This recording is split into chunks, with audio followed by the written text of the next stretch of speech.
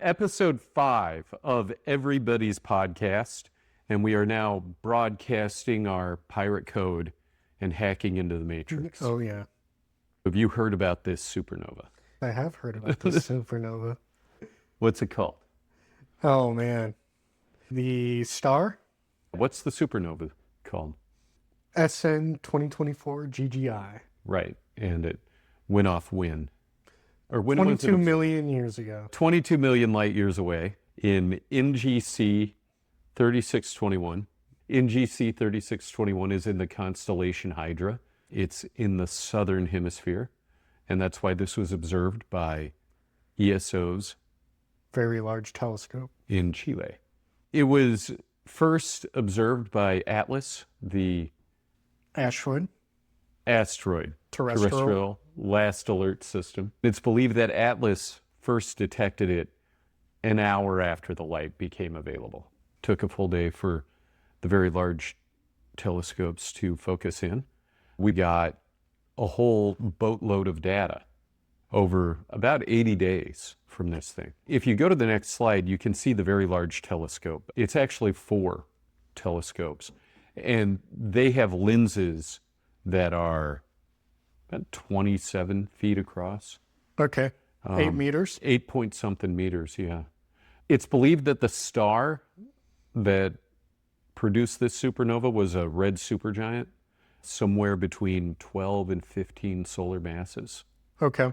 There's a couple different theories, a couple different competing hypotheses about how supernovas are created, how supernovae are created. Before you get there, on this screen, I see a dot circled That's the star. before it went supernova. I think that's the star before it went supernova, but maybe it's after it went supernova. I mean, does it say on? It seems to be similar size to Yeah. everything around it. Yeah, so that is after it went supernova. It was mapped previously by Spitzer, Okay. by the Spitzer Space Telescope. So anyway, there's a couple different competing theories about how supernovae occur, how they evolve. The first one is the neutrino trapping theory. For a long time, it was thought you just have this huge amount of collapsing material, and if things get too dense, and it bounces off, right? But the problem you have, That was a theory I was taught in high school. and if you're talking about a star the size of a sun, that's basically what's happening, is you have all this iron collecting in the core over all these phases of growth and collapse that a red giant goes through. It eventually collapses, hits that iron core, and then bounces back off with this enormous amount of energy. What prevents that core from collapsing any further is electron degeneracy. Okay. So if you take Neal's model of the hydrogen atom, it's basically that you have a nucleus with an orbiting electron. The electrons are like particles that are in orbit around the nucleus. But now we know that's not actually how it works. Those electrons are not actually particles like that. They're more like waveforms, and they exist within probability clouds. But when you have enough pressure on them, the orbits of those electrons keep getting pushed down. Okay. A way you can think about it is the closer an electron gets pushed toward the core, the faster it has to move to keep from falling in. Okay. And even though we know that's not actually what's going on, if you assume the electron, if you treat it like it's a particle flying around the nucleus, then when it gets close enough that it has to go at the speed of light to keep from falling in, that is the highest amount of pressure it can hold before it will fall in. So it acts like a wave until it's acted upon, and then it acts like a particle. Right, before it turns back into a wave. I mean, you observe an electron, it becomes a particle. Right. Or you absorb it, right? And it becomes a particle. But just because you get it to convert to being a particle doesn't mean it won't absorb energy from something else and convert back to being a wave. My question as it relates to what you're talking about is, would it not be in the state of being a particle as it's being crushed? It wouldn't be, because it's not actually in contact with anything. Okay. Because you have all these electron orbitals, Mm-hmm. and these electrons are all negatively charged. So when you push on those outer orbitals, it's actually the charge from those electrons that's pushing down on the electrons below it. So they're never actually touching. It's charge against charge. It's just like I push my fingers together, but actually the atoms in my separate fingers are not touching. It's And charge against charge. you hit it with the photon, it acts like a particle. Mm-hmm. Is it being hit by photons at this stage? No. Okay. Eventually it gets crushed down enough that electrons are forced into the nucleus. At that point, those electrons merge with protons and become neutrons. In the process, they have to release some momentum. The spin on those electrons is gone, and it's released as neutrinos.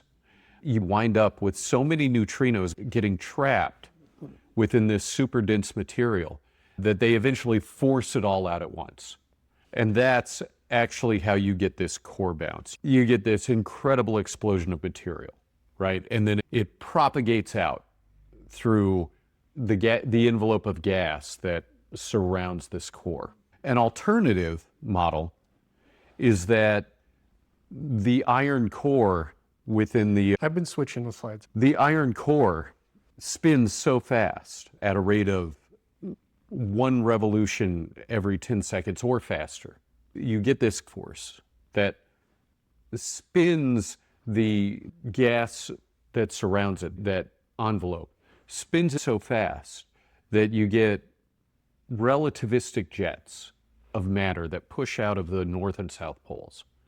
And that's enough to heat and force all this material apart. So with observing this supernova, you have an opportunity to get data that it's unprecedented, right? Okay. And hopefully learn a little bit more about how supernovae evolve.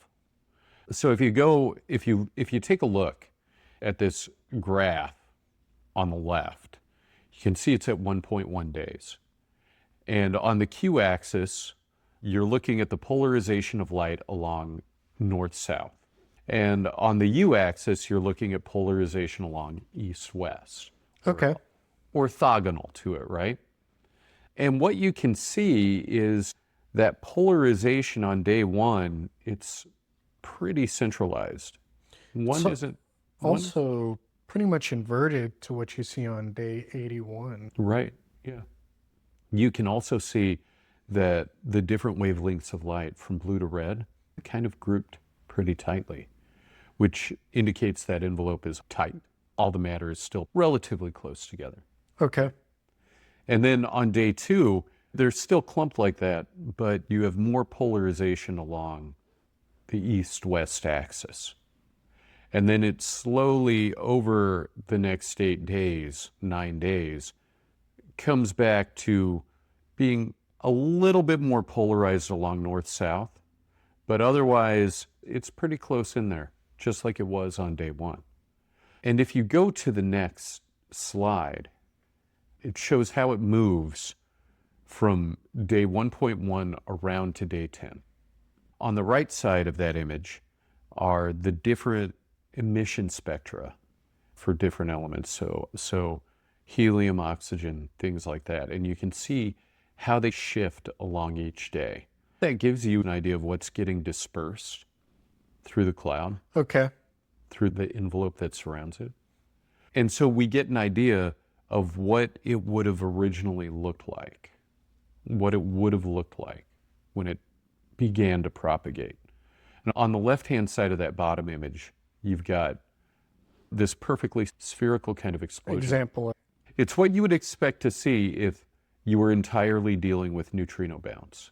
And then you've got B and C, which are more of what you would expect if you had relativistic jets coming out of north and south. You have this very elliptical. And that's what Correct. we observed, right? Relativistic jets, or no? Well, the most likely model is actually in D, where you have two ellipses kind of stacked on top of each other, like two olives stuck together with a toothpick. And what that indicates is that you have some of both going on. the data from it is showing that the reality is a little bit more complex than can be theorized. Right. Go back to the artist's rendition. What do you think of it? That reflects option D well. Right. That artist did a bomb job. I always like artist renditions of spatial phenomenon. He did a good job. Ain't that a cool job? It is. To make artist renditions, Physical phenomena like that? it would be a great job. Artists are underpaid, so. They take advantage of the fact that he or she is passionate about it. So do you want to do some comments? Okay.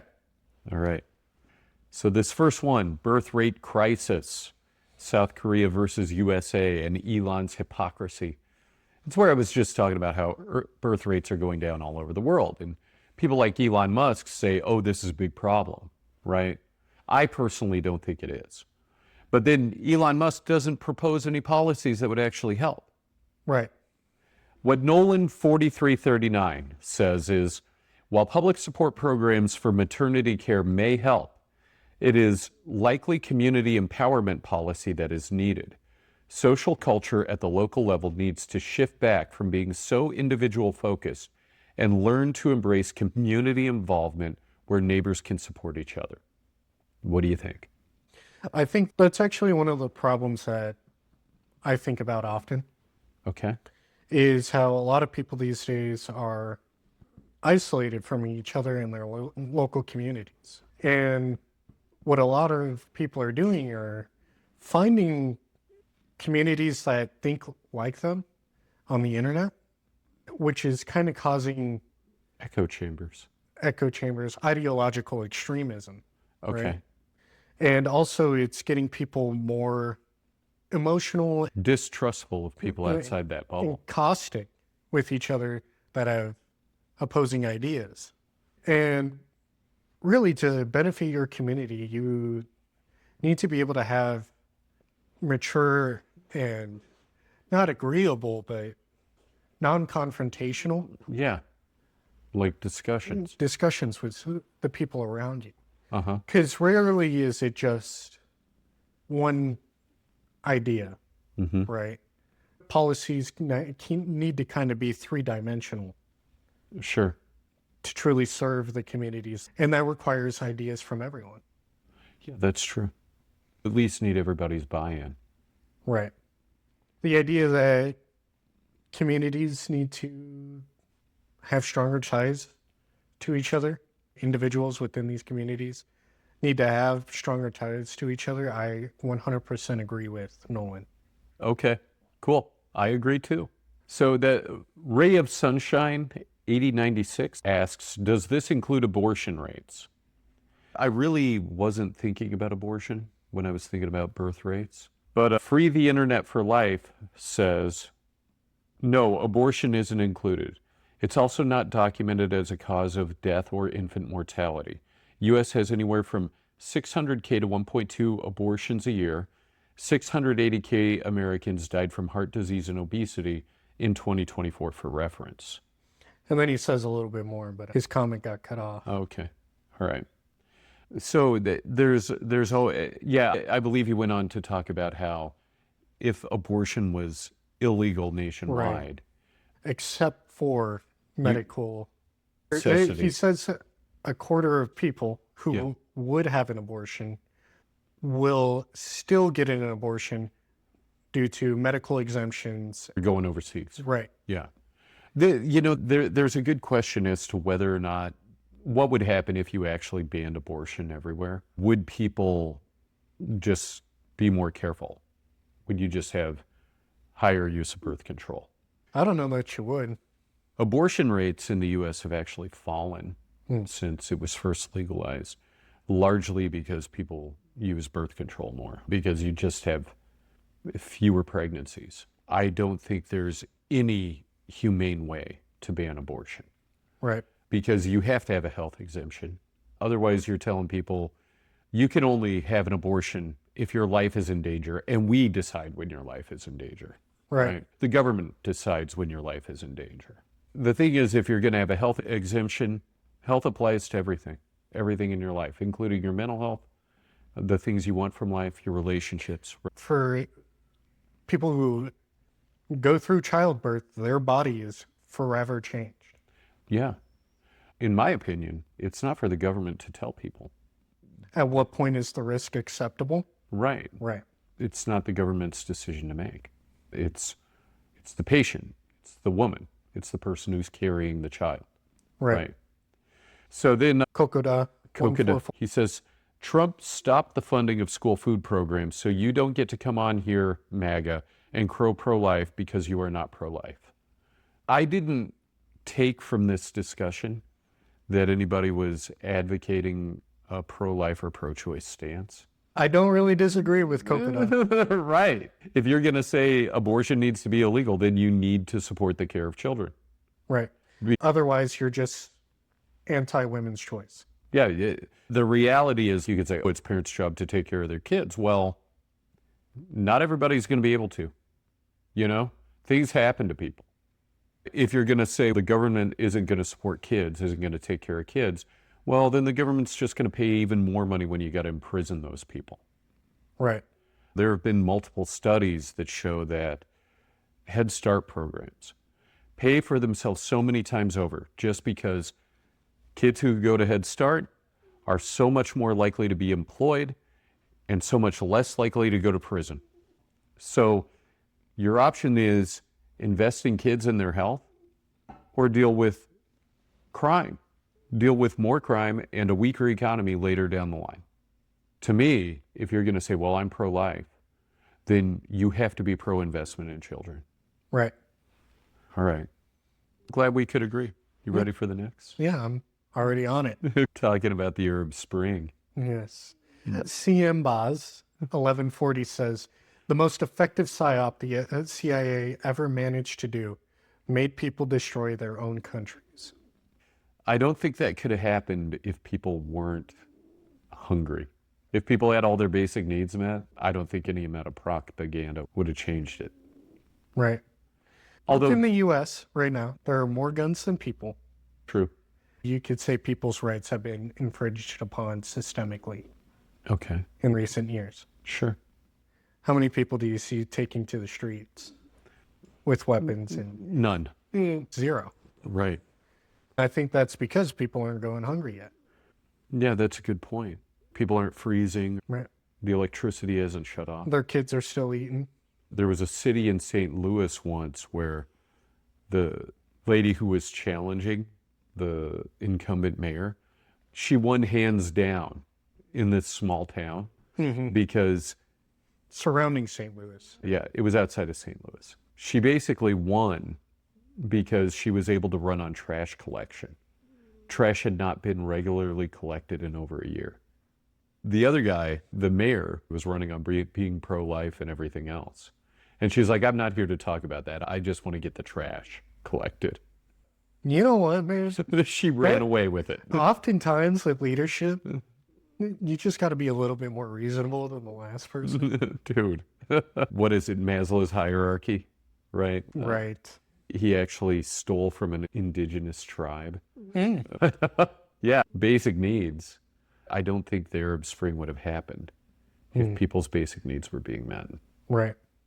This guy sort of looks like Gaddafi from Mitchell Henderson Q4H. Yeah. You do kind of look like Gaddafi. You chose a good comparison image, man. Yeah, he was a monster, brutal guy. He was horrible. a bastard, and it's, you know, how he died, that's up to you to decide if that was fair, but I'm glad he's dead. He had great hair, though. I mean, so this is on a different one. This is on a different video where I talked about basically how, you know, the clothing you wear projects an image. I had a couple clips. Right. He compared it to being a TV actor. Yeah. Or a TV character. Right. And what Avocado Toast TV said, some people dress in suits, some people prefer colorful hippie clothes, whatever we choose. It's always a costume we are wearing to perform on the stage of life. Sure. If you're taking life holistically, yeah. Yeah. There's also the element of usefulness, practicality. Right, because if you're in a hospital, you don't want dangly clothes. Oh, yeah. It takes precedence over everything, right? Or wearing safety gear if you're working in an explosive environment or out on the street, traffic, then safety gear is your number one priority. Right. But yeah, he's right. Otherwise, we use our clothing to project an image. Our faces and our bodies are canvases. A lot of the idea we have now of what it is to look professional. And obviously, there are some things that are just glaringly unprofessional. Like if you're mostly nude, that's not professional. I'm dressed up because I had an interview. At a job interview. Our idea of what is professional and how a business person should look, that clean-cut look, actually comes from the post-World War II era. In World War II, you had the first truly industrial war, where everybody is supplied with the same things. The only way you can supply a military that big is if everybody's wearing the same clothes, and everybody has the same hygiene needs, and everybody eats the same diet. So everybody looked the same, and everybody talked the same. Right. And when these soldiers came back from World War II, they came back and they basically kind of kept that clean-cut appearance. That clean-cut appearance showed that you were a serious person. Actually, an interesting factoid. Prior to World War II, navies relied on fishing Oh, really? to feed crew. Yeah. Really? Yeah. At least on NAS Lemoore, inside the next to the food court, they had recipes that I believe from around the Civil War era. No kidding. That either Civil War or World War One. It was basically, here's basic recipes that you can go off of based on what you got. Catch local fish. Here's how you prepare it. Way. Yeah. So they had all these recipes yeah. for different fish you'd catch in different parts of the world. Well, specifically what I was looking at was their chowder recipe, and that was very open-ended. Isn't the idea of chowder that it's just whatever you got? Yeah, pretty much. Okay. But it was basically a rule of thumb. Here's how you make a basic chowder. I like that. The recipes were much more open-ended back then than what they are now. Because you didn't have a standardized set of items that Yeah, you were and receiving. you didn't have that supply. Right. Yeah, to achieve that level of supply, you have to have standardization. Yeah, I mean, the primary thing they wanted to make sure they loaded enough of was citrus. Yeah, yeah. So people wouldn't get scurvy. Right. If you look at pictures of soldiers and sailors prior to World War II, they weren't so clean cut. You look at World War I, you look at the Civil War, the people had mustaches and beards and everything else. Right. You look at uniforms, especially in the Civil War, they weren't all the perfect blue and gray. You know, a lot of them were whatever you had. You just hope you didn't get shot by your own people for not being in the right uniform.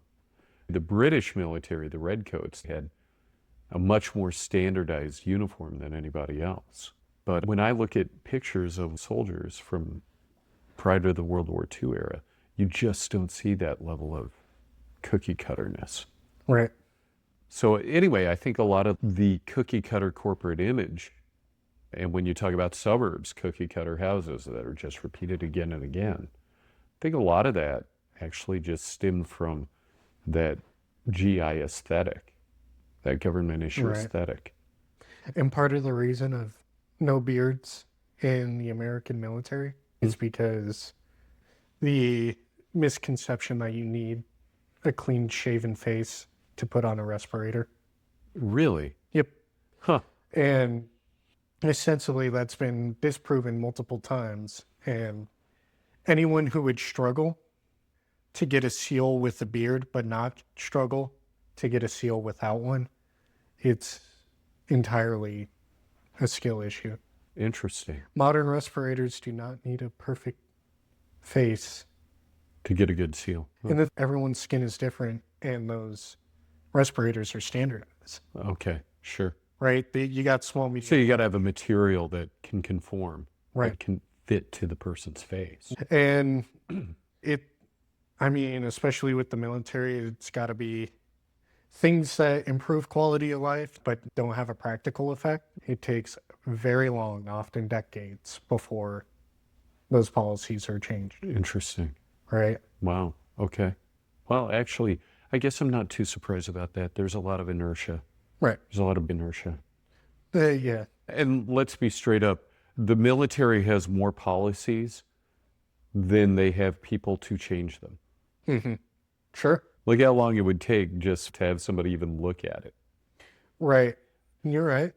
Some of the important things, though, they do lack on, For instance, how recently sexual assault finally got added specifically as a UCMJ article. Well, I mean, was it that kind of push from the White House? I don't recall, Okay. but I know it was within the last 5 years that it got standardized. Gotcha. Because what it used to be, the way that you prosecuted it on the UCMJ side was Article 92, failure to comply with a lawful order, Mm-hmm. and then the regular assault charge. It wasn't until recently that sexual assault was its own charge. Yep. Good Lord. Yeah. That's insane. Right. On that note, if On you to go the to the next slide, you can see Gaddafi, when he was offed, the New York Post headline was Gaddafi killed by 20-year-old Yankees fan. And on the picture on the left, the drainage tunnels where he and his... Cronies were. Yeah. And on the right is the 20-year-old Yankees fan. And Holding Gaddafi's gun. yes, Gaddafi's golden gun. I hope they let him keep it. I doubt they did. I bet you he sold that thing. Hmm. We'll look it up for the next That's his prerogative. I would want to keep it as long as I could. I also know that as Gaddafi died, someone shoved a machete up his butt. He may have already been dead before it happened, but they shoved a machete up his butt. So that bullet was a grace. Yeah, on to the next comment. Joe Childs, 9448, says, you guys have a very skewed opinion about food stamps, where the money comes from, and how they get paid for it. And this is coming from somebody broke and poor who was on food stamps for many years, but got myself off of them. The way I interpreted this comment was he might have been speaking about how I said food stamps get money out of billionaires to pay the little guy, Right. someone who's down on their luck. Okay. But I know it's not billionaires paying for it. Right. Because It's they don't pay. Yeah. Billionaires don't pay shit. Right. It's wage earners, millionaires, multimillionaires have more in common with somebody handing out burgers at the drive-thru. They have more in common with them than they do with billionaires. The tax code is every bit as much against them. In fact, you could say it's even more against them. But once you get into that tens of millions, hundreds of millions, billions of dollars, the fuck you money, That's when. yeah, that's when you're not taxed. Like, your income is coming from compound interest, and you're not paying any taxes. People might imagine, oh, well, one day I'll get there. No, you probably won't. But just eliminating a few of the loopholes on that, so the people had to pay those taxes, you could basically drop those income taxes. And then you have billionaires who are just making money by not working. Right. And the issue is they don't spend the money. Would they spend it to buy more assets? Right. It never re-enters recirculation with them. Yeah, it inflates the cost of assets. Right. Anyway, congrats to you for getting yourself off of food stamps. I've been on food stamps. My attitude is if you qualify for it, take it. If you qualify for assistance, take that assistance. Take that money. Why? I do. Because you're going to pay for it once you get off of it. Right. Because when you're doing better, they're going to get their bite out of your ass. Yeah. So take it while you can. Right. And they're going to take that bite whether you took the help or not. Right. They're going to take that bite whether you took the benefits you qualified for or not. Right. So this next comment, we were talking about the cat skeleton that was buried with its owner. Fish in the percolator. Excellent name. Why is there the Da Vinci Resolve comic book frame in the background? That's because it's just cut out from our final product. Right. Use Da Vinci Resolve. Yeah. It's the cutout from the full episode. Right. And we use that comic book effect on the slides because it's cool. That's it. Yeah. I just like that effect more than the others. Eli Smith W50s agree. He was talking about in that video how in countries where there are lots of negative stereotypes about aging, like the US, people who believe those stereotypes tend to do worse as they age than people who live in countries where there are positive stereotypes about aging. For example, in China, Janet Yellen went to China, and there she's considered a scholar. She's super important. She goes to a restaurant and they want her to taste all the wines and the best dish. Everybody wants her opinion on it. She was like a superstar when she went to China. While here, people look down on her. I think she's amazing. Right. I think she's one of the most beautiful women on earth. And obviously one of the most intelligent. A lot of what people will say here is, oh, she's old. Oh, she's fat. Oh, she's ugly. And it's ridiculous. Here's the thing. You're going to make it to that age regardless. Right. So you might as well be enjoying it. Right. Hey, that means for us, for the people around us, as they get older, just treat them well, man. Right. You don't got to go out of your way to... The negative things you say about the elderly now, people are going to say about you. Right. Maggot 1077 says, my mother is turning gray and can't breathe from 3 decades of smoking. She says it's because she's old. She's 66. My husband's mother is 73 and can breathe just fine. It's really weird that people will convince themselves that they are just old when there are 80-year-olds that are still bodybuilders. Right. And just the other day, we saw Mike. He Neighbor had just Mike. turned 80 years old, man. It was his birthday. Right. Yeah. And he was sharp as a tack. He was out there. His driveway is at a serious slant. He was moving up and down it just fine. He was having no trouble walking up and down the driveway. Yeah. Right. Well, the thing is, smoking, like, it's the worst thing for your cardiovascular system. And any place where you have lots of small blood vessels, the fastest way to damage those areas is with smoking. So your brain, your dick, your heart, your lungs. You could say your whole body is eventually full of these small blood vessels. Yeah. Capillaries everywhere. Right. But you have a lot of redundant function in a lot of places. But in some places you don't. So the best thing you can do, like seriously, one of the best things you can do for your health is if you smoke, Quit smoking. get some help, talk to your healthcare provider, find the safest way to quit, and quit. I quit. It's true. You can quit. I quit. You quit. Right. So my next comment, I was talking about how in our society, most people get their ideas of what other people are from TV characters. A lot of people are just raised by the TV. Right. And a lot of the expectations people set about behaviors from others is based on what they themselves have seen on TV, right? Like, for example, a nerd. What is a nerd? Right. A nerd is a TV character. It's a movie trope. It's an archetype. There isn't really any such thing as a nerd, right? Maybe the person in front of you is pretty intellectual, or maybe they geek out on Star Wars or whatever, but they're a complete human being. Mm-hmm. While the character you see on TV, the nerd you see in the movies, is not a complete human being. Think about how unpredictable you and I are, right? And that can never be. Yeah, we all have unpredictable behaviors. We all have things we do every day that are different. And over time, your personality will change. Right. Your habits will change. People change. It's right.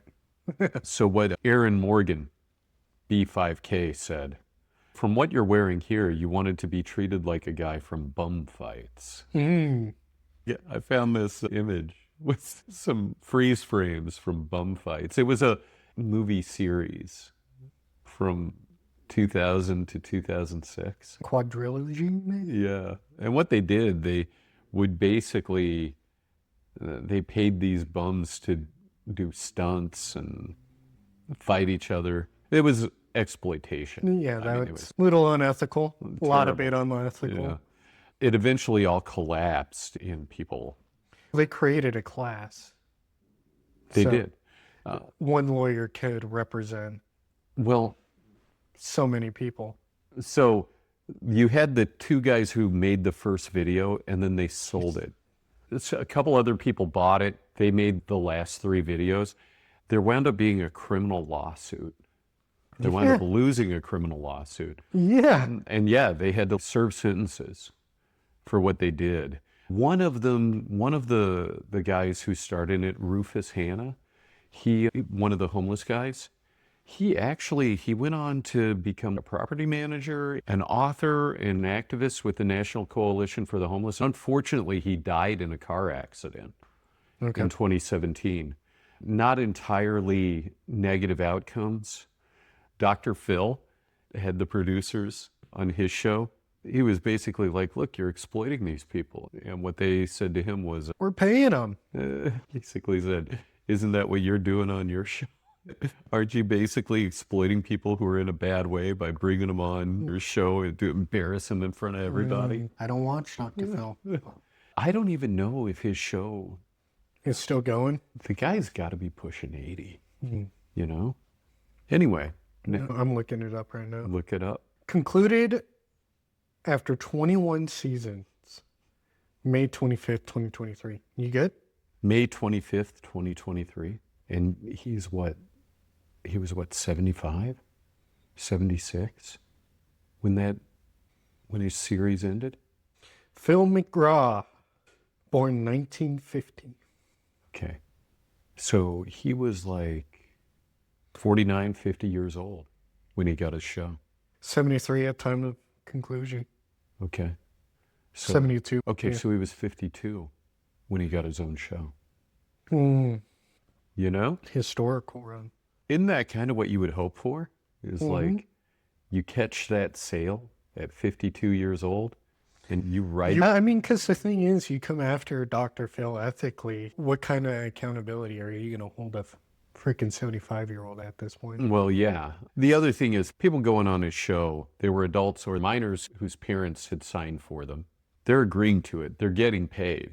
How is that different than bum fights? Well, you could say the difference is that these homeless people were desperate. That's true, too. Yeah, and it was, when you're hungry, it's a survival decision. You bounce your head on the concrete, there's a chance you're going to die. Dr. Phil wasn't putting people's lives in danger.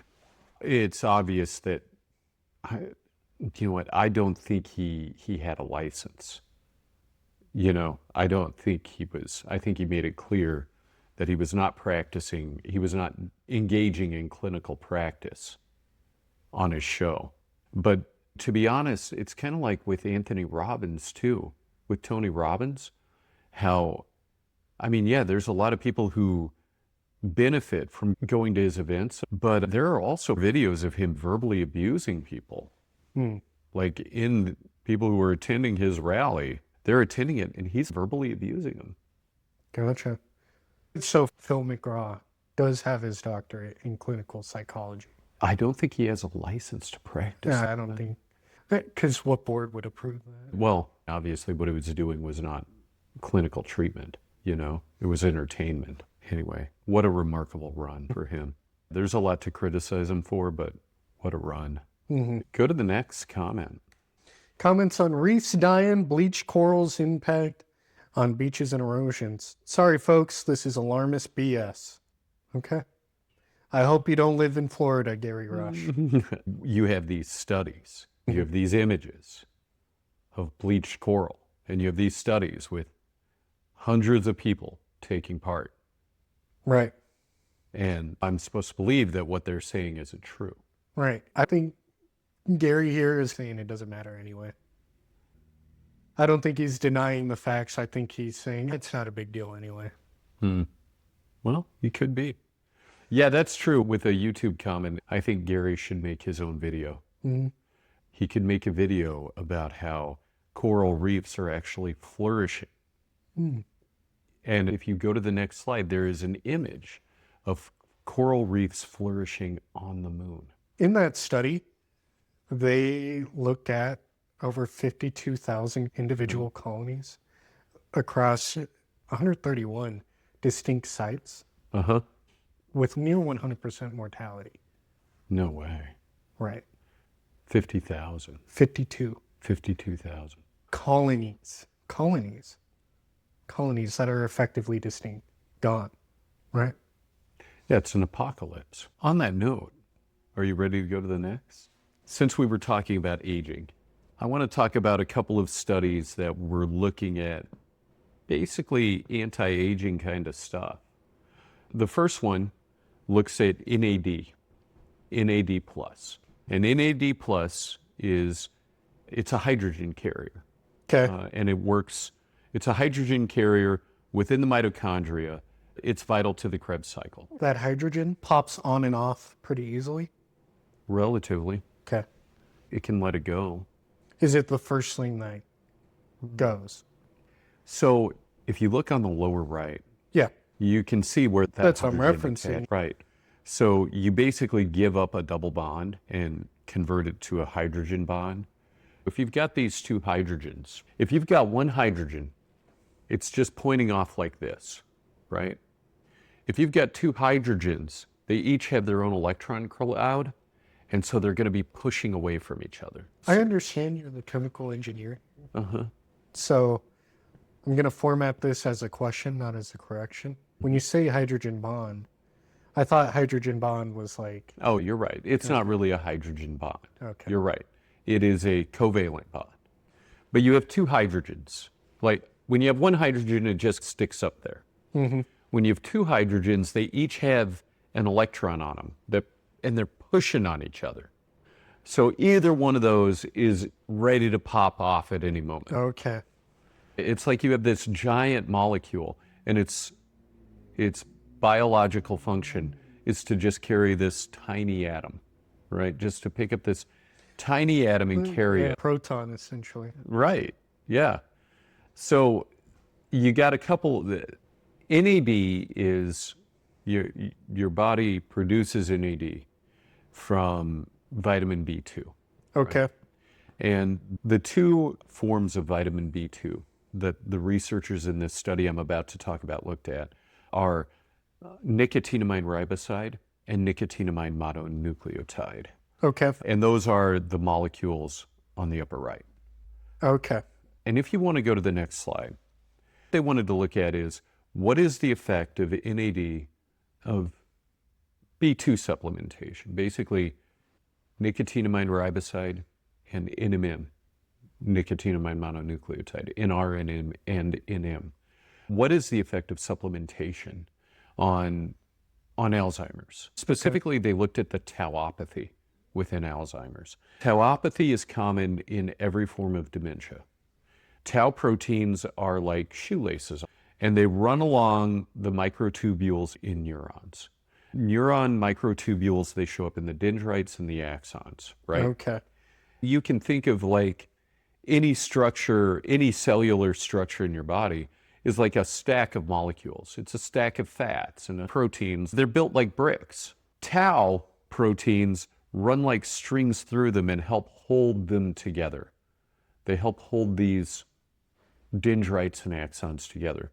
And in Alzheimer's disease, in dementia, one aspect of it is that these tau proteins have two conformations, water-soluble and fat-soluble one, right? And ideally, they should sit in this water-soluble conformation. That's what allows them to transport throughout your brain and throughout the cell. Every molecule is constantly vibrating. So they move into this other conformation naturally, but then they'll shift back as long as they're surrounded by water. Okay. But you can get them sticking together. If you get two of them that kind of shift into this conformation where the fat-soluble amino acids are on the outside, then they can stabilize each other and stick together. After that point, they can't go back to the water soluble. They're stable in this useless form. And they're not water soluble anymore, so they can't easily transport around. As they run up against other tau molecules, tau proteins, they will also cause them to stick. So you wind up with these bundles of pathogenic tau, right? And your brain has to break those apart. Is that A beta plaques? Those are amyloid beta. Okay. If you look at the lower left, Impaired glutamate recycling? on the lower left where it Lower says neurofibril tangles, those are tangles of tau protein. Okay. And you can see that microtubule is just coming apart. Without the tau in them, without tau to hold them together, those axons and dendrites, Kind of blow apart. yes.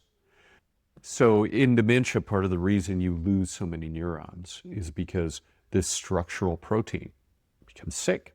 Ideally, your brain will clear these out. Your glia, the glia in your brain will clear these out. But part of what's going on with dementia is that your brain's no longer clearing that out. And it's probably happening too fast at a certain point. Right. If the circulation in your brain has been harmed by years or decades of smoking, then you're going to have less ability to clear those tau proteins.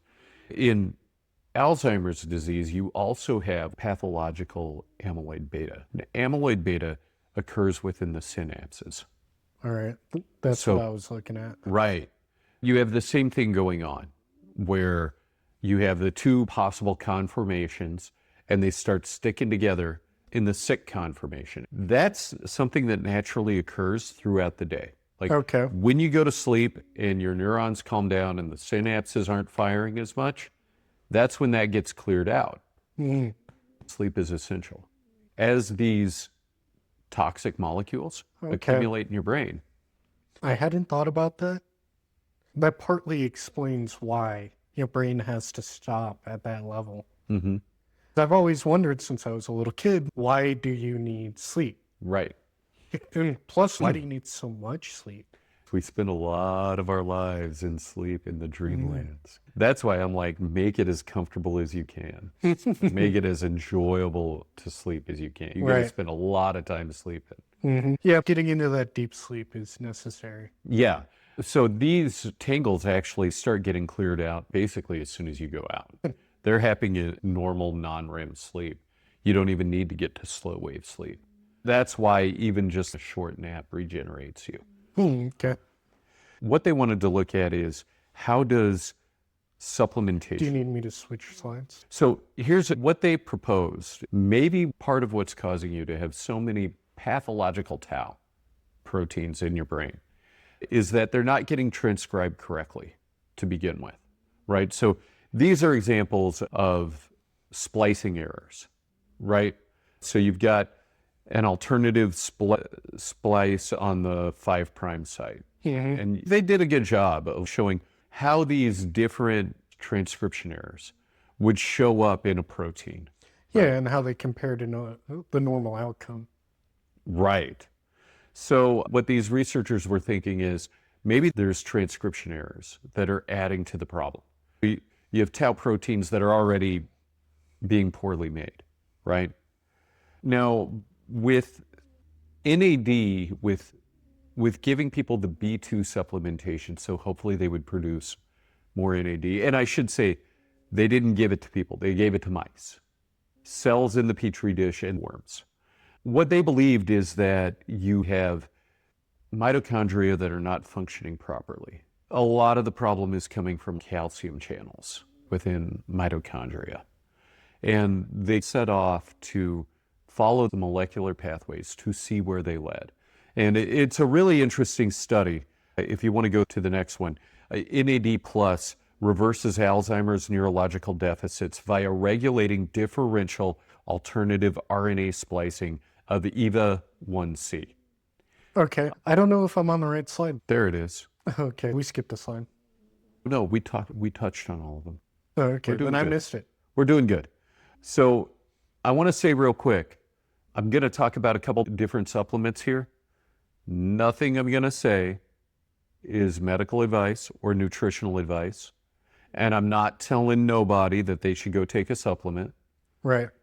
Before you do that, talk to your doctor, talk to your healthcare provider, talk to your nutritionist, your dietitian. This is not medical advice. Do your due diligence. Yes. not medical advice. Okay. All right.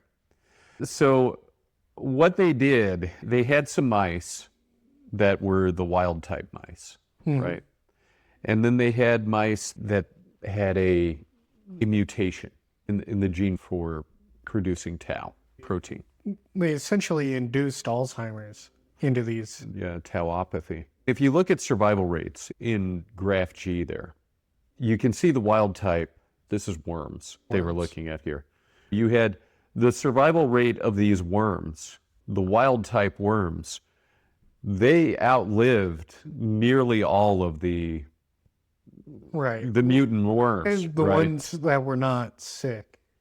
And you can see the longest lifespan on them was like 25 days. If you take the ones that had the mutations but didn't receive treatment, they had the shortest lifespans, and their lifespans were about 7-8 days shorter than just the wild regular worms.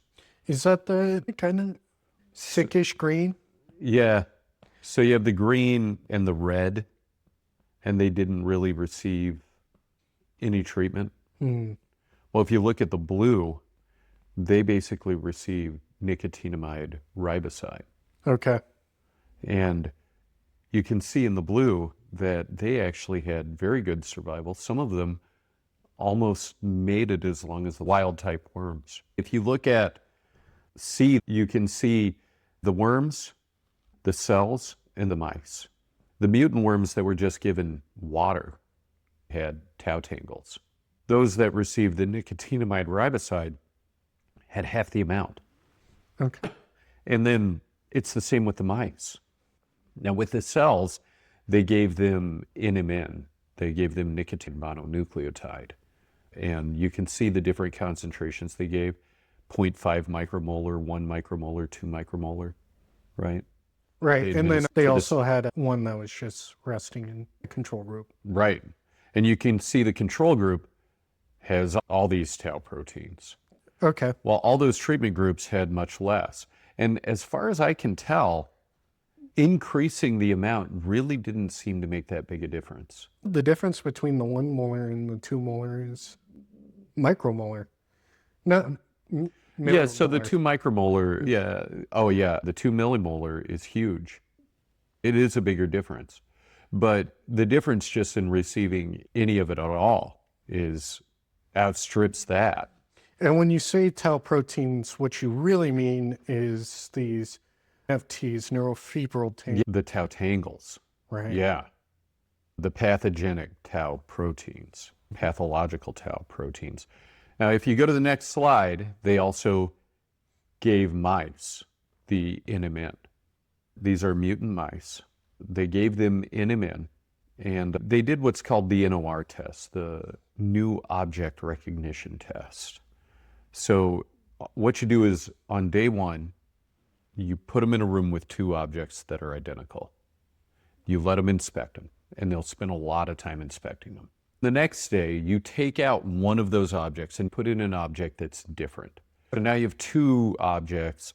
One is the same, the other is different. When you introduce the mice back in, they should spend more time around the new object. If they don't, that means they don't remember it. If they spend equal amounts of time around the objects when they go back in, that means they didn't remember from the day before. Right.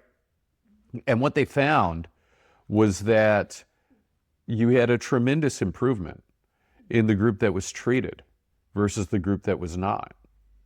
Giving them that nicotinamide riboside, if you look at the red, you can see that's the mutant group that's untreated.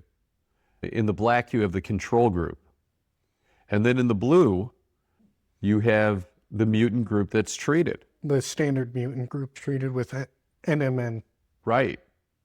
And they basically did just as well as the regular wild type mice.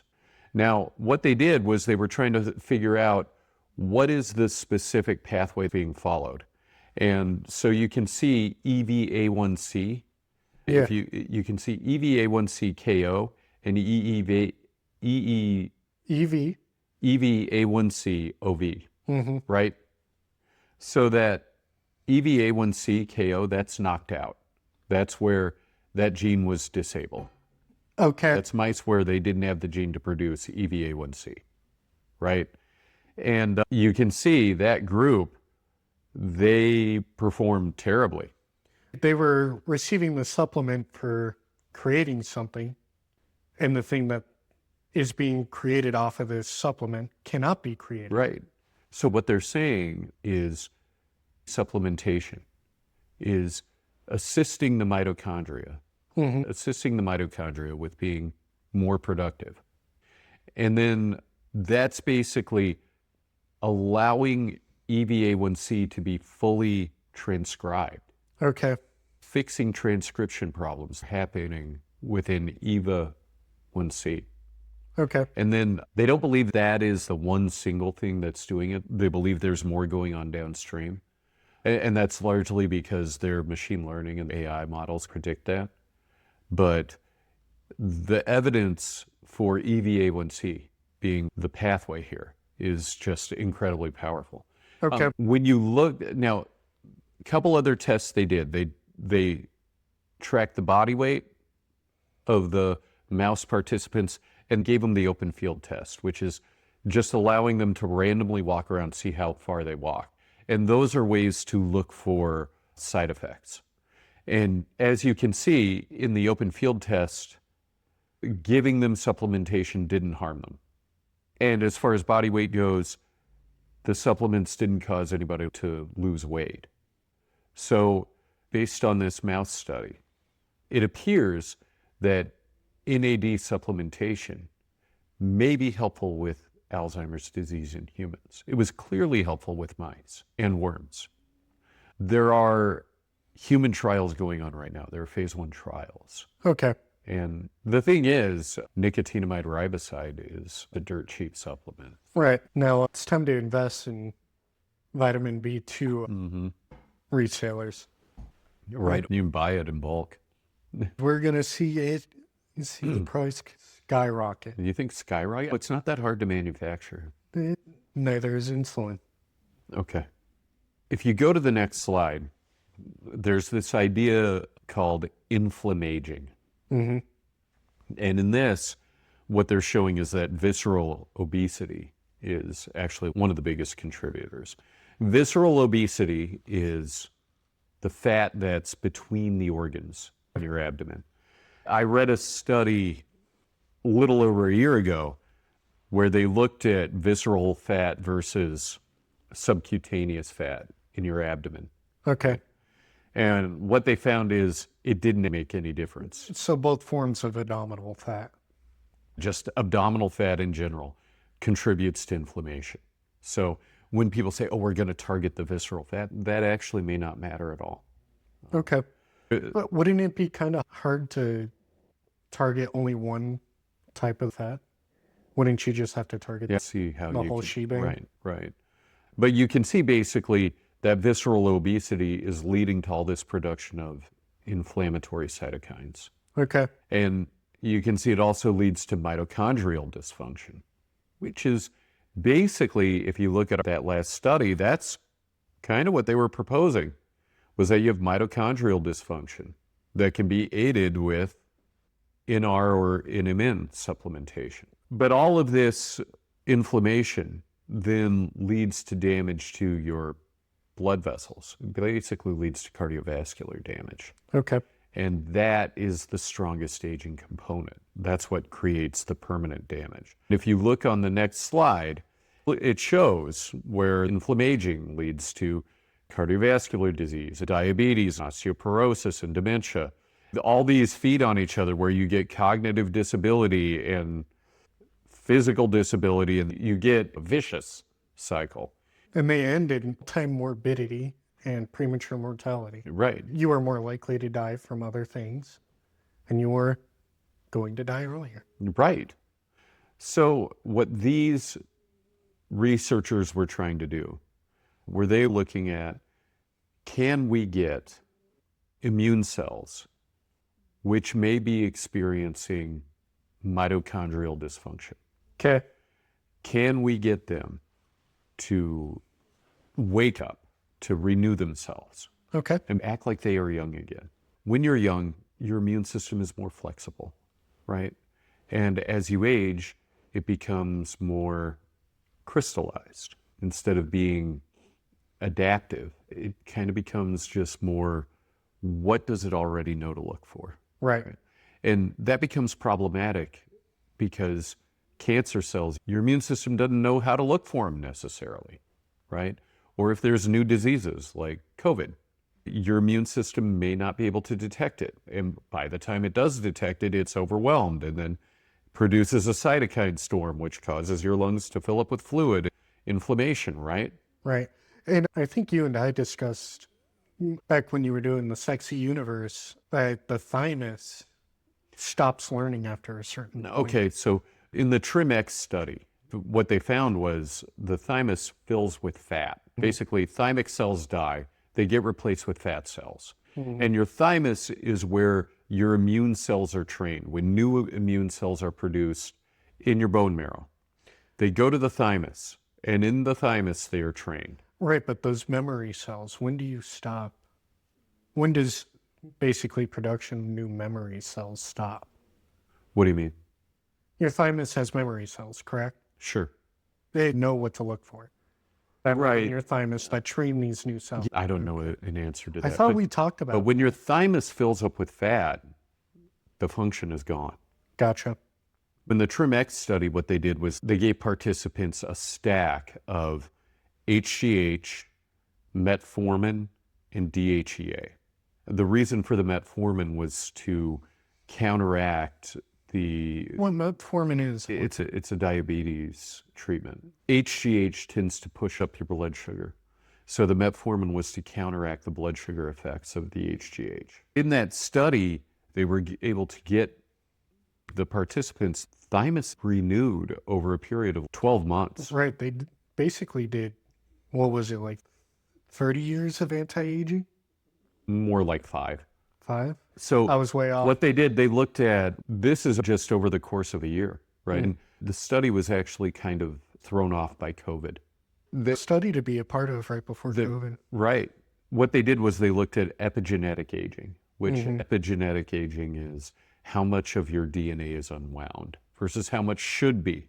If you take the epigenetic age of a newborn, if you were to take that cord blood, you'd find many, many fewer genes are unwound and in use. Over the course of life, ideally, you unwind a gene, use it, and then your cell should put it back, but it doesn't always happen, right? When you get more of them unwound, you can call that epigenetic aging. One thing you're trying to accomplish when you talk about anti-aging is getting those to be put back on the shelf so there's less clutter in the library. They found by giving people this stack, not only did their thymuses improve, their immune system improved, their markers of inflammation improved, and their epigenetic age went backward. They checked them 6 months after, and it was kind of COVID disruption that kind of made them stop doing it, and so they checked on them again, but they hadn't been able to continue this treatment. A lot of it was retained.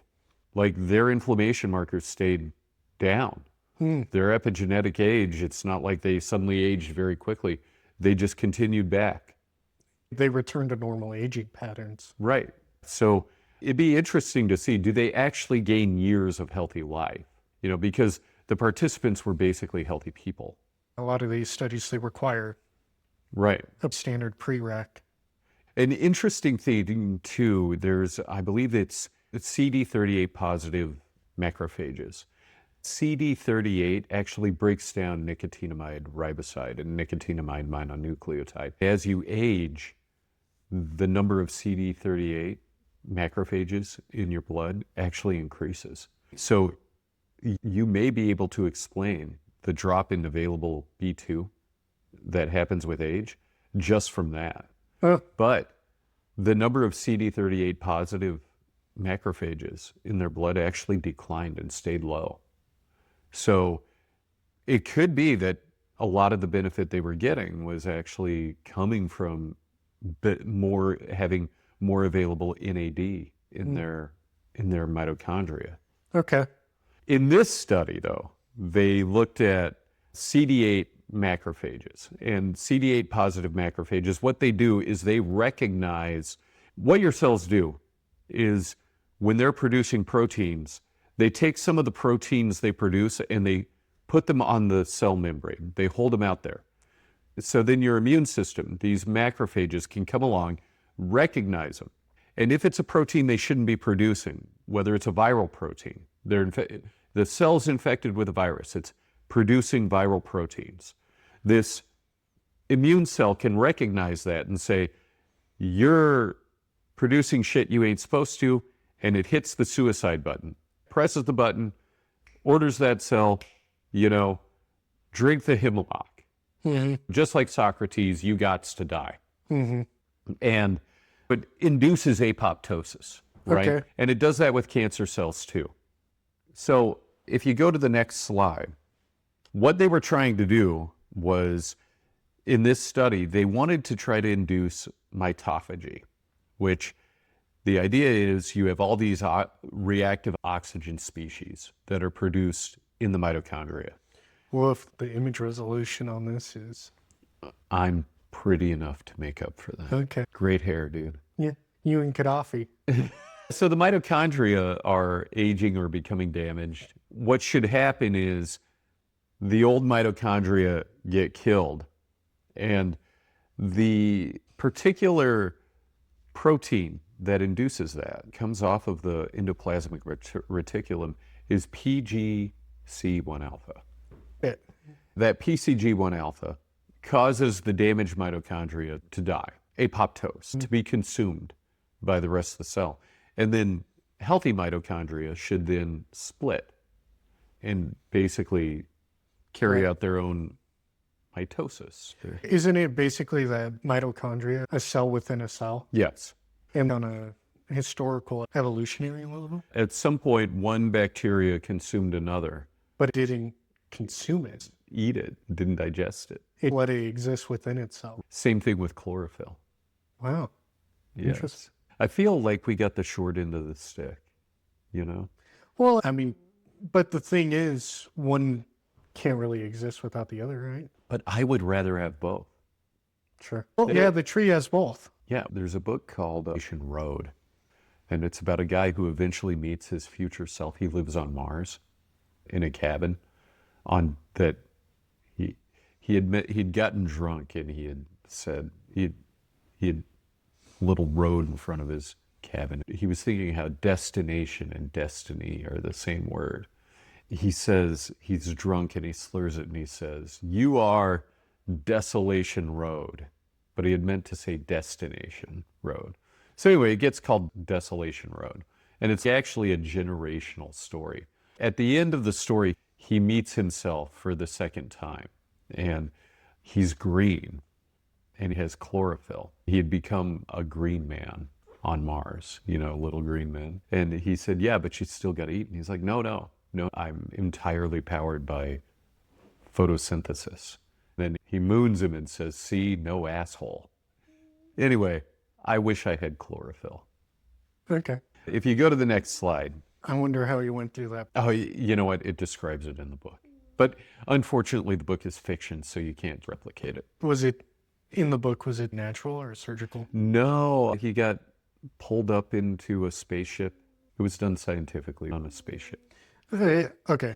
I'll be more specific with my question then. Did they sew his butthole closed, or did he naturally? I don't recall. That's a real procedure that happens. Oh, yeah, when they retire your butthole and give you a Barbie butt? Colostomy. Right. Effect of the mitophagy inducer Urolithin A on age-related immune decline. A randomized placebo-controlled trial. The study it was based on came from, it's registered on clinicaltrials.gov. And that molecule at the bottom, that's Urolithin A. And so they basically had 79 people who volunteered, who were assessed. 50 were taken on. It was people between 45 and 70. 60% women, 40% men. Okay. Half of them went in the placebo group. Half of them went in the treatment group. The treatment group received an entire gram per day for 28 days. It's been shown that that is a safe dosage for most people. Again, talk to your licensed healthcare provider. Okay. I'm not giving advice. But yeah, Urolithin A was found to induce metabolic reprogramming of these immune cells. In square A, if you go to the next slide, square A is showing the glucose dependence.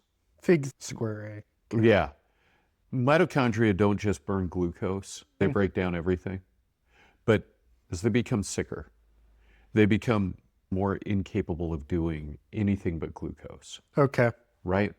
So the glucose dependence is, when it declines, it's showing that they're able to metabolize more things. These immune cells are, and I should say, it's not just the immune cells, it's the whole person. Their metabolism is becoming less dependent on glucose. So they don't have to have as much blood sugar, right? And then for these figures, is it men versus women, or is it control group? Control group versus placebo. You mean control group treatment? Treatment group versus placebo. Group is in green and placebo is in red. When you look at the glucose dependence, you can see it went way down. It went down by about 40%, almost 50%. And outliers reduced. Right. It went down almost 40% in the treatment group. But in the placebo group, it's basically no change. The FAO and AAO capacity, that's fatty acid oxidation and amino acid oxidation, improved in the treatment group. But there was no change in the control group. Then they looked specifically at different immune cells. For example, they looked at the FAO and AAO capacity of non-classical monocytes in box G, and you can see that it improved in the treatment group. They looked at these specific classes of immune cells, and you could see that within these specific classes, in the treatment group it improved, while in the control group it really didn't. And that's just after 28 days of basically taking this very simple supplement. Now, I do want to note that the best way to induce mitophagy is with exercise. Okay. 30 minutes of cardiovascular exercise. If you're healthy enough for it, please consult your physician before you just go and exercise. I'm not advising you to do any of that. Exercise induces mitophagy. Be that careful about telling people to take a walk if they're capable of it. Yeah, take a walk if you're capable. Do the exercise you're capable of doing safely, because it does help with inducing mitophagy and keeping your cells young. If you look at the CD8 positive cells in square F, what they were looking at was how active PGC1 alpha was in those sets of cells, in those CD8 cells. You can see this huge shift in the CD8 positive cells in the treatment group. But in the control group, there's not really any difference. Got a little bit worse. And you also see in box A that there's an increase in the number of natural killer cells, the natural born killer cells within the participant's blood. But it didn't really affect the levels of the other monocytes or the B cells or things like that. And anyway, square G basically is showing the same thing, how in the control group, PGC1 alpha increased. Or I'm sorry, in the treatment group, PGC1 alpha increased over 28 days, while in the control group, it actually kind of went down a little.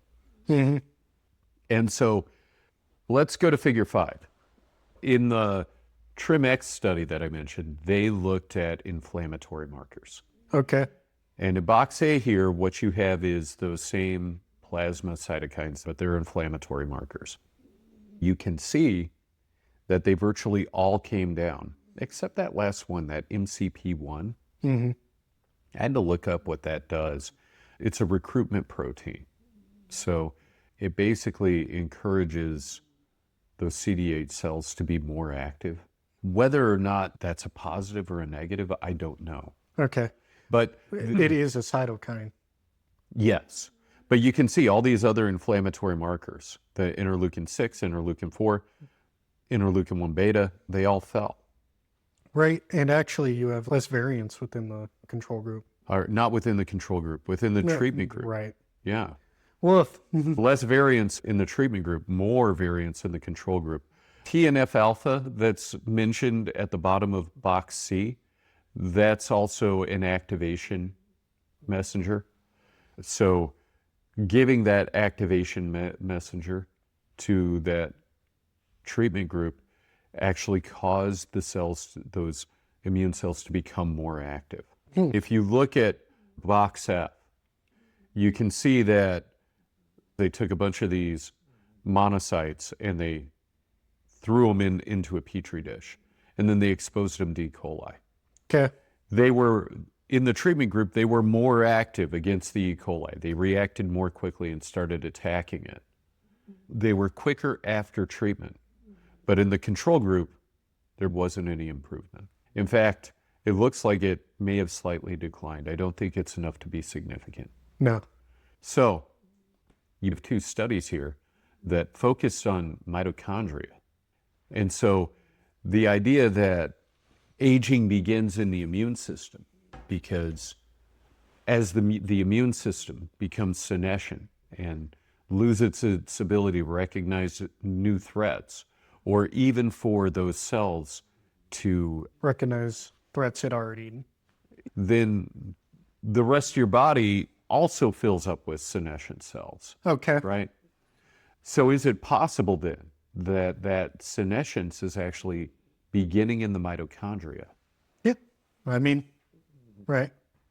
Because isn't your mitochondrial DNA the same across all cells? I believe so. I mean, all your DNA is the same across all cells. Sure. Right. All right. The expression, I don't know. mitochondrial systemic failure. One other thing I think is really cool is you're talking about treating aging with supplements that are basically free and have been shown to be pretty safe. Yeah, and the other thing is, it's not really ever like taking those supplements on a personal level. Don't think it's ever too early, you know? Well, that's fair. I think ideally, if you stay active and exercise, you won't need that amount of supplementation until your 50s or 60s. But Save your money. here's a better question.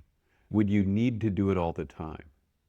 Would it be better to do your 28 days twice a year? Would you get a better effect doing that versus taking it every day? Right. This isn't a chronological study. Right. The other thing is they didn't look at epigenetics, like the epigenetic aging, and I wish they would have done that to see if there was any effect there. Okay. Your turn. For the first study I read, it was a meta-analysis called Ionizing Radiation, How Fungi Cope, Adapt, and Exploit with the Help of Melanin, written by Terina Dakachova and Arturo Casadeval. Okay. Arturo Casadeval. Definitely sound European. Okay. Ekaterina? Slavic for sure. Okay. I don't know if she's Ukrainian or Belarusian or Russian. Shout out to them, though. Moldovan. So this here is Claudospermium. Okay. Claudosporium. All right. So for my topic, the first paper that I read was a meta-analysis. Okay. It's called Ionizing Radiation, How Fungi Cope, Adapt, and Exploit with the Help of Melanin, written by Ekaterina Dadachova. and Arturo Casadeval. Okay. And this here is Claudosporium. It's Spirospermum. Spirospermum. This is when you talk about black mold, you're actually talking about a specific species, like in the research world. When you talk about a black mold, you're talking about a melanized mold, Okay.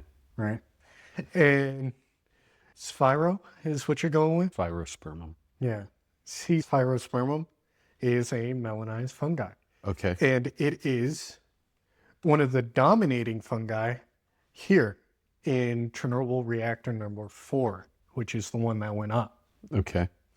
And this picture is actually a still off of a video that Alexander Kutny took. Alexander Kutny is a guy who worked at nuclear reactor facilities, Mm-hmm. and he took radiological measurements around the facility. Mm-hmm. Once he retired, he kind of said He worked at the facility after it had gone up. he didn't work at Chernobyl. He worked at normal. Oh, okay, gotcha. It's considered blue collar in the nuclear field, Sure. but you know, I mean, He was a technician. Yeah, that's great. and basically he retired, and about 60 years old, he decided to go take a video documentation of Chernobyl. Oh, okay. From what I read, he figured that he wasn't likely to be old enough to experience cancer from it, and he suited up well enough that he didn't get the acute radiological sure. sickness. And also in these videos, you can actually see like the radiation mess with the camera. Really? Yeah. It's cool. Radiation destroys electronics pretty quickly. And the difference between being free from the elephant's foot versus touching it is astronomically different. Really? Okay. Well, it's like sound, you know, how quickly it dissipates, Okay. how quickly the concentration dissipates. Right. Yeah. And with radiation, it's also getting absorbed. Right. In this meta-analysis, what they did was they looked at a bunch of species of fungi that grow on the reactor walls. Okay. And what they were trying to determine is whether or not these fungi express radiotropism. Radiotropism is where something survives off of utilizing radiation energy, not just survives being next to it, but actually, Okay. in a way, Okay. almost like photosynthesis. Okay. And what they found is that in these melanized fungi, right, is the melanin in your skin in these fungi, when they're protecting you from ionizing radiation, which is anything UV and above, Uh-huh. photoradiation UV and above. What it does is it actually forms like spheres, Okay. almost like vacuoles in your skin. When the radiation hits it, it excites the electron like sphere clouds, Okay. and it actually elevates I forget what it's called, but the electron level. throughout the entire complex. Okay. And when you crush it, it actually becomes less effective. Yeah. Some of its parts is actually less than the whole. What you're saying is that one excited electron is spread throughout the whole molecule. So Not just the whole molecule, the whole complex. It's Gotcha. multiple melanin. So that keeps the electrons from being ionized because that energy is dissipated through the whole complex. Right. Okay. And what they found with these melanated fungi is it actually increased the melanin's ability to create NADH fourfold. No way. Right. So does melanin in your skin naturally produce NADH? I didn't look that up. But basically, what this mold was doing is they were using the melanin to capture the ionizing radiation and use those electrons to secure hydrogen onto NAD. Yes. No. Dude, that's cool. Yeah, basically, in your skin, what it exists to do is to prevent you from being damaged by radiation, ionizing radiation, Sure. like sunburns and cancer, right? Or DNA damage. Yeah. In fungi, within this block of research that the researchers did on this meta-analysis, right? Mm-hmm. There are some sources that say the fungi perhaps were not using melanin at all to protect itself, but basically everything else refutes that. Okay, That sure. it does provide some DNA protection to the fungi. Okay.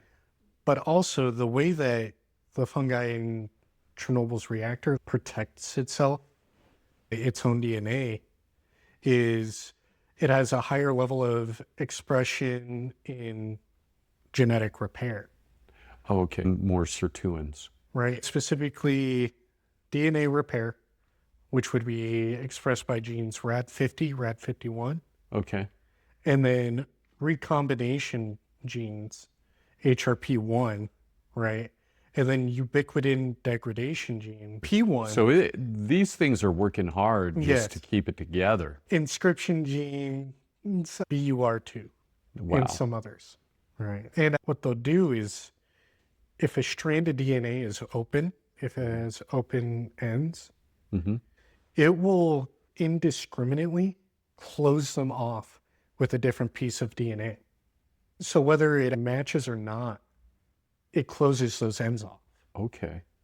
right? And other cells do that to some degrees, but they were doing it at an accelerated rate within these particular fungi. That's so cool, man.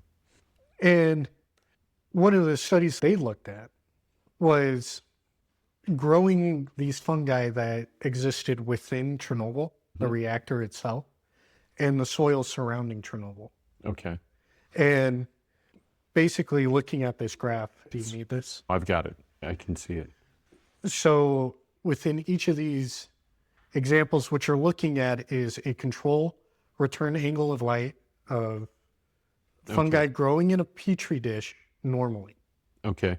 right?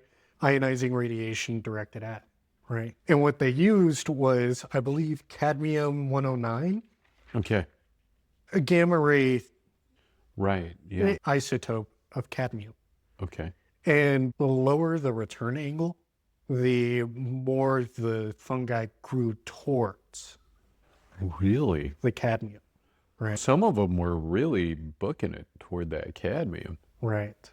And utilizing it. What it makes me think of is Robert Downey Jr. when he was, for the third time, in court for possession of tweak. And when he was basically trying to keep himself from getting 15 years. No. Shout out to him getting off of it. But he stood there in front of the judge and he said, "It's like I'm holding a gun in my mouth and I love the taste of the metal." That's what this is. Like going toward the radioactive cadmium. The fungus are growing toward it. That's crazy, dude. Right. So in the middle right figure is the one that dominates the wall of reactor number 4. And you can actually see it's not even the most radiotropic specimen. That one below it is crazy. The one in the middle is the one in the middle and the one on the lower right. I believe the one on the lower right is actually within the same genus. And it's one of the ones in this next study I looked at. Cladosporioids Okay. or And Cladosporioides. were all these 9 types, were they all scraped off of the... Not just off the walls, but also in the soils surrounding the red forest. Okay. It looks like there's one that doesn't have a preference for it. Right. And actually, it looks like there's at least one other where it may have a preference, but it may not be significant given the number of... Right. Interesting. They scraped off the spirospermum, right, off of the wall, but also they took samples out of the soil outside. Okay. So you'll see it twice, but that's why there's different numbers next. I see. And basically with this research, a lot of this came out in the late 2000s. A lot of it, you had a huge spark in research in the late 2000s and then it suddenly died off, right? And in 2022, let's see, Jesse Bland and his team of researchers so Jesse Bland, he kind of works for multiple organizations. Okay. One is the Department of Energy. Okay. Right. And through his research grants, through the Department of Energy, he wanted to look at whether or not there were actually fungi that were radiotropic. He wanted to answer that question. Sure. Like not just resistant or do well, right? Because within this meta-analysis, researchers have found that in a lack of nutrients, the stuff that was scraped off of the Chernobyl walls could actually make up for it by being exposed to this ionizing radiation. Oh. Yeah. They kind of made up for the lack of nutrients. Okay. Right. Here is a diagram of how they set this up, right? Because they really wanted to eliminate possible radiation absorption before it reaches the fungi. Okay. So if you look in the top left, it's the top view, and that green little circle, Mm-hmm. I see. the fungi within, Mm-hmm. right, within the petri dish. Sure. And they placed the petri dish within a box of lead bricks. Okay. And then they placed within the petri dish like a substrate of basically potato sugar, Sure. and which the fungi would have plenty of, right? They gave it a very nutrient-rich kind of soil. Okay. And then they put cesium-137, which is a X-ray. low-energy gamma emitter, Really? right? And then they compared that against UV light, where they got a UV lamp, but also they wanted to expose it to the same level of energy from UV, Okay. right? It was really an intense control, Uh-huh. right? Right. Which the kind of sad point for me, or I guess a little bit disappointing to me, is they didn't use specimens Chernobyl. No? They used species that exist within Chernobyl, but not straight up specimens from Chernobyl. I see. Right. So Was it just a safety issue of sending somebody in there to get it? this occurred in the United States, Sure. not Ukraine, right? And Okay. this happened in 2022. So 2022, I believe, Russia-Ukraine war started that. That's true. Yeah, you're right. Getting to Chernobyl right now might be hazardous. Not a good idea. So all the credit to them for still continuing with this. Okay. Anyway, so the next slide is that same genus, right, of the Spirosporum, right? Okay. And in that top left corner, or that in the left side, is the time over a few days, like the growth rate over the course of a few days. Okay. And in the orange is the control, Uh-huh. in the blue is gamma, and in red is UV light. Okay. What they found was there wasn't a significant difference between them. Okay. And what they also found was that the pigmentation just increased. Okay. Particularly with exposure to the UV. Right. Okay. They found that the gamma radiation didn't really increase pigmentation nearly as much, which you would expect that it would, but this was observed about 10 years ago, Okay. 10, 15 years ago. Okay. Can you pronounce that? Be variodii. Variodii. They wanted to look at pigmentation not just with melanization, in reference to melanization. How much pigmentation changed when they're not using melanin? Because if it's using the melanin to produce more NADH, how does that compare to something that doesn't use melanin? Okay. Sure. And so this P. variodii, it doesn't use melanin. It uses WYA1, Okay. which is a precursor to melanin. Okay. Gotcha. But it doesn't actually use melanin. The unique thing about melanin is that it provides resistance to all forms of electromagnetic radiation. Okay. Ionizing radiation. Right. Ionizing electromagnetic radiation. Right. The specific language I saw was for all. Right. So the melanin should provide protection from both the gamma radiation and The UV. the yeah. UV. Right. While this YWA1 is really only effective against UVC, which is the high band, Okay. Sure. high end of UV, Sure.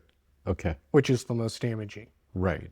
And what they found was that there really wasn't a difference in the pigmentation rate between either of them. Right. So what they did, they looked at pigmentation Right. and growth rate. But you can see that the bars on that growth rate are actually super wide. Right. The variance. Yes. Right. I think I have them mislabeled on this. And the pigmentation.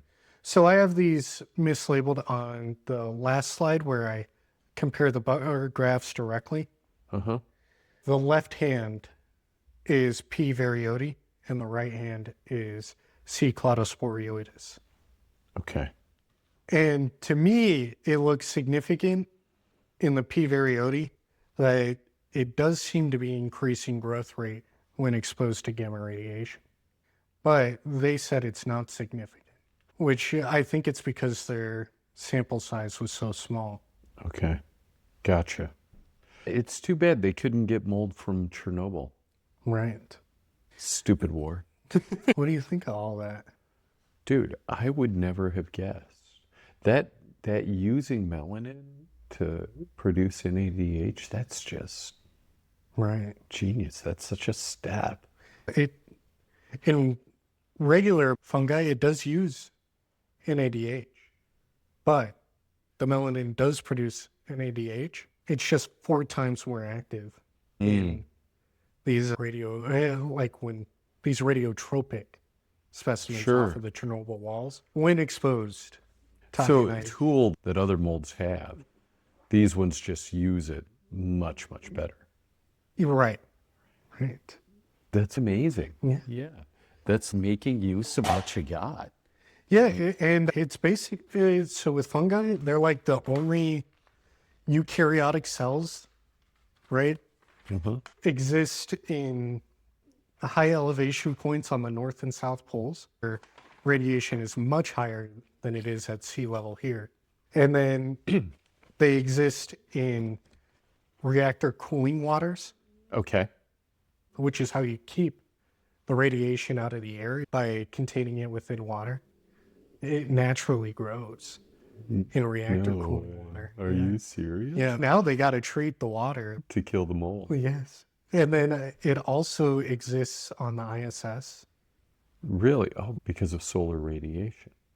I don't know. I don't think no one's done a study on whether or not the mold off the ISS is radiotropic.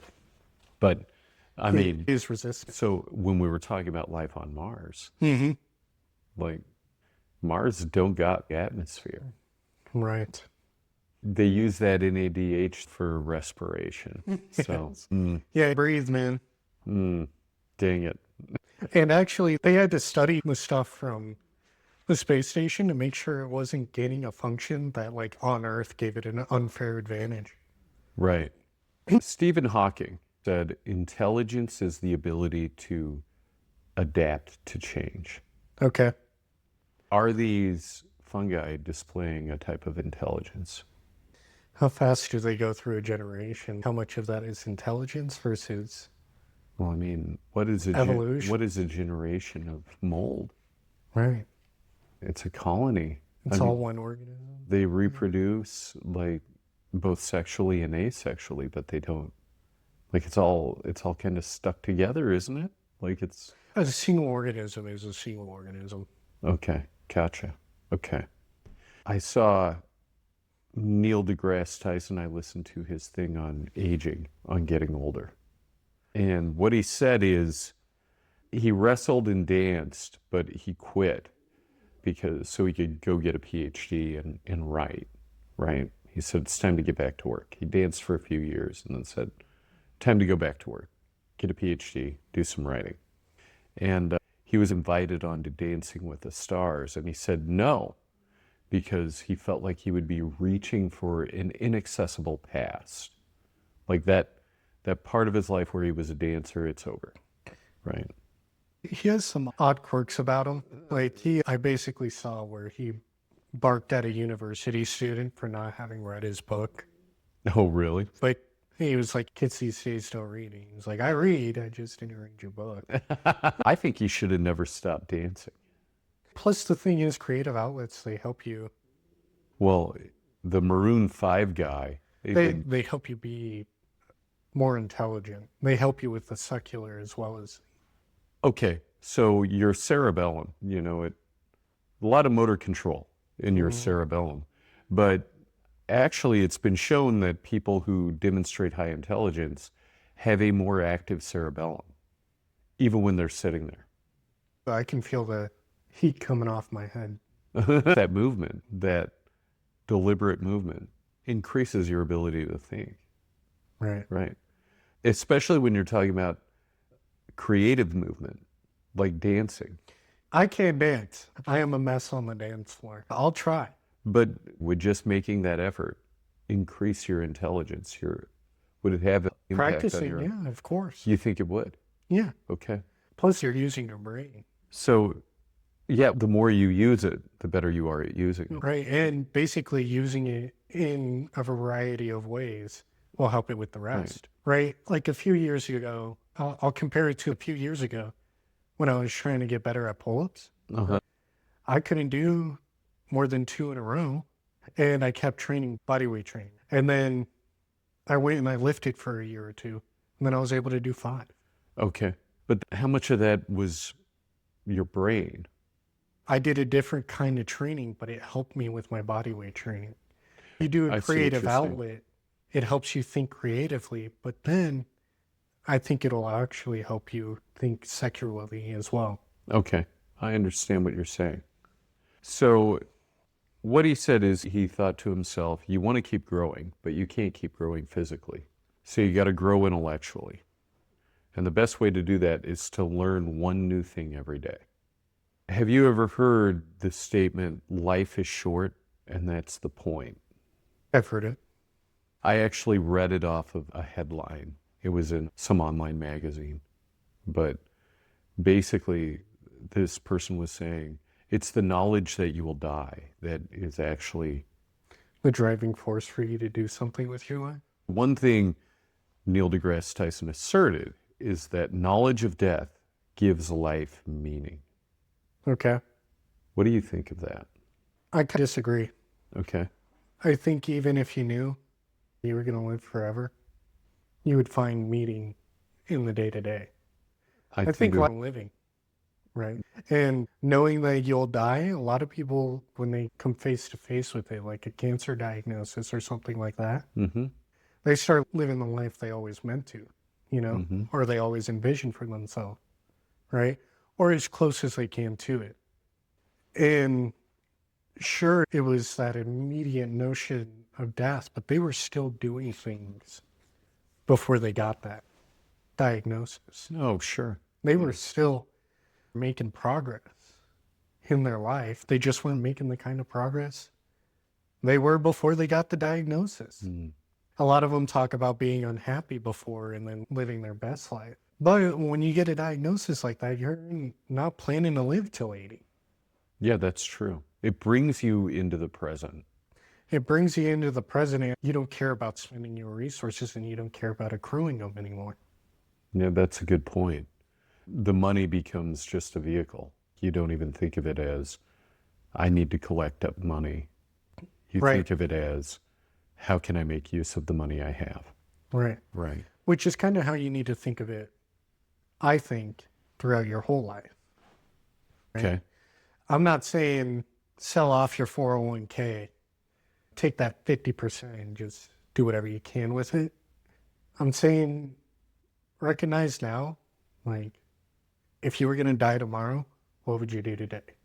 Okay. And you got to pick a middle term there, because today you might go skydiving if you could manage it, right? You have a point, because then you'd say, if I knew today was my last day on earth, how would I spend that time? Right. Would I spend it arguing with strangers? Right. Who would I want to spend it with? Right. And what would I do? Is it as useful to think of it, though, as my last day, if today was my last day? Or is it better to think of it as, if this week was my last week? Which, memento mori, what is it? Latin for remember, you have to die. Okay, got it. Remember death? Sure.